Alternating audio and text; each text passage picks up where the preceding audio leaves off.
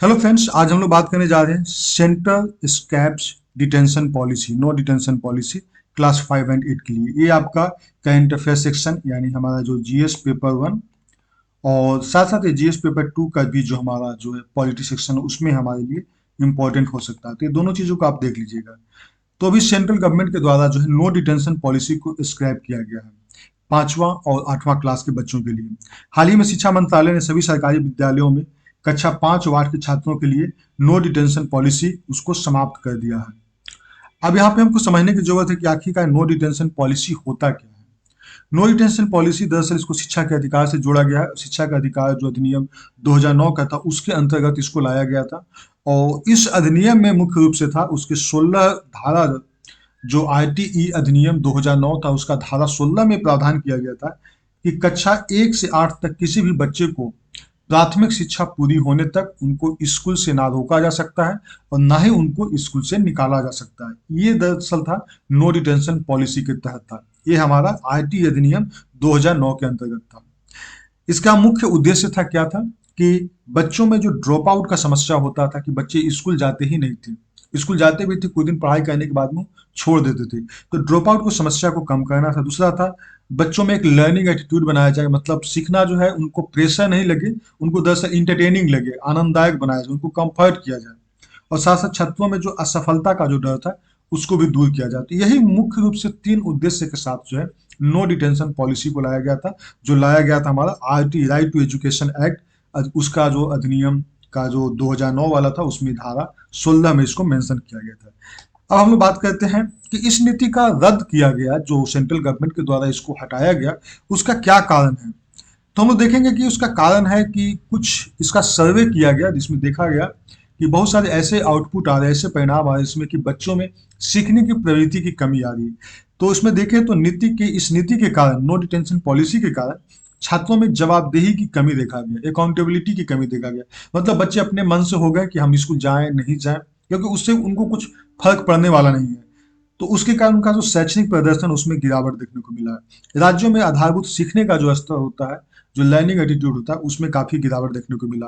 असफलता दर भी देखा गया कि जो बच्चे 1 to 8 तक तो भाई चलो किसी तरह से उनको कोई प्रॉब्लम नहीं होता है, लेकिन 10 से 12 क्लास में जाने के बाद में वो बच्चे कमजोर देखे गए और आगे जो है वो असफल हो गए।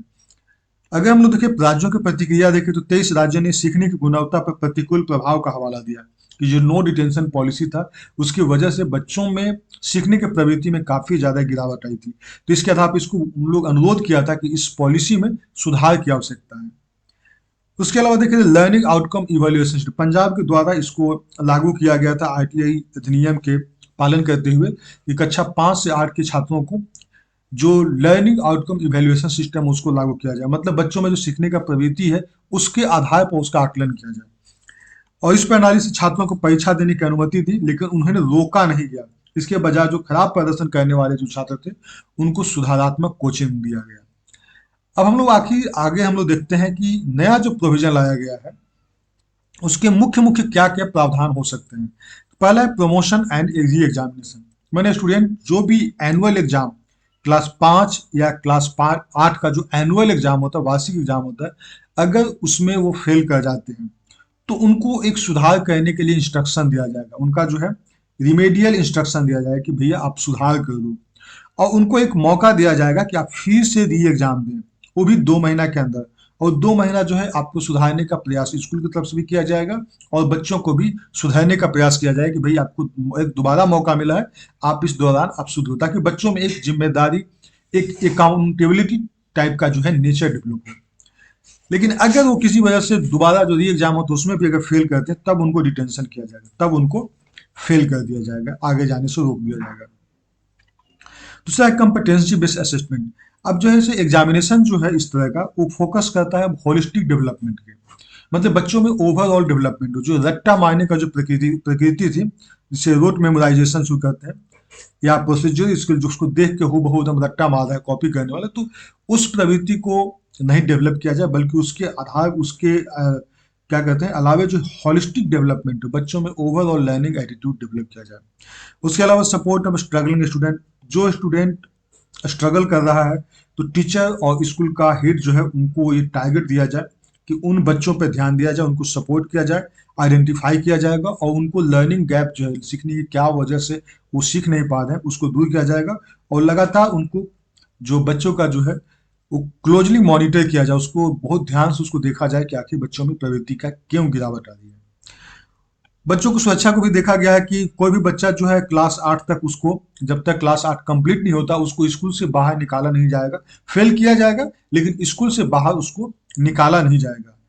और जो डिटेल रिकॉर्ड है, जो बच्चों को डिटेन किया गया, जो बच्चों को चिन्हित किया गया, डिटेन किया गया है कि ये फेल किए हैं, उन बच्चों को एक स्पेशल रजिस्टर बनाया जाएगा, उसको लिस्ट बनाया जाएगा और उस चीज़ को स्पेशल मॉनिटर किया जाएगा। जो डिटेन स्टूडेंट है उनका रिकॉर्ड मेंटेन होगा और उनका प्रोग्रेस जो है, उनका किस प्रकार का सुधार हुआ, जो स्टूडेंट डिटेन्ड थे उनमें किस प्रकार का प्रोग्रेस देखा गया, वो सुधरे या नहीं सुधरे, इसके बारे में भी एक रिकॉर्ड मेंटेन किया जाएगा। तो ये मुख्य मुख्य की प्रोविजंस है जो कि हमारा जो नया पॉलिसी लाया गया है, जिसमें कि स्क्रैप करके, जिसमें कि हमारा जो नो डिटेंशन पॉलिसी है उसको हटाने के बाद भी जो लाया गया है। अब इसका हम लोग कंक्लूजन, अगर हम लोग लास्ट में कंक्लूड करें तो इसमें कि कोई भी बच्चे जो है एक्सपेल्ड नहीं किया सकता है क्लास 8 के पहले। दूसरा चीज़ है कि कोई भी जो बच्चा स्टूडेंट अगर डिटेन होता है तो उसके प्रोग्रेस को भी फिर से जांच किया जाएगा, देखा जाएगा। और जो एबोल्यूशन है, जो नो डिटेंशन पॉलिसी को हटाया जा रहा है, वो एक एजुकेशनल अप्रोच का एक सुधार कहा जा सकता है। इसका मुख्य उद्देश्य है कि बैलेंस करना है अकाउंटेबिलिटी और इंक्लूसिविटी, मैंने सीखने की प्रवृत्ति और उसमें जवाबदेही की प्रवृत्ति, ये दोनों के बीच का एक बैलेंस करने का एक कड़ी अपनाया गया है। नेक्स्ट में देखें तो वो है कि इम्प्रूव्ड लर्निंग आउटकम्स। अब इसमें कि its success will depend on careful implementation. अब इस पॉलिसी का जो स्क्रैप किया जा रहा है, इसको सफलता तभी मिलेगी जब इसको बढ़िया से केयरफुल ढंग से इसको लागू किया जाए और कंटिन्यू सपोर्ट किया जाए जो वैसे स्टूडेंट जो अंडर परफॉर्मिंग है, जो परफॉर्म ठीक से नहीं कर रहे, उन स्टूडेंट पे विशेष नजर ध्यान रखते हुए परफॉर्म किया जाए। तो ये था मूल रूप से हमारा नो डिटेंशन पॉलिसी, जो कि सेंट्रल गवर्नमेंट के द्वारा अभी इसको हटा दिया गया। Thank you, thanks for watching.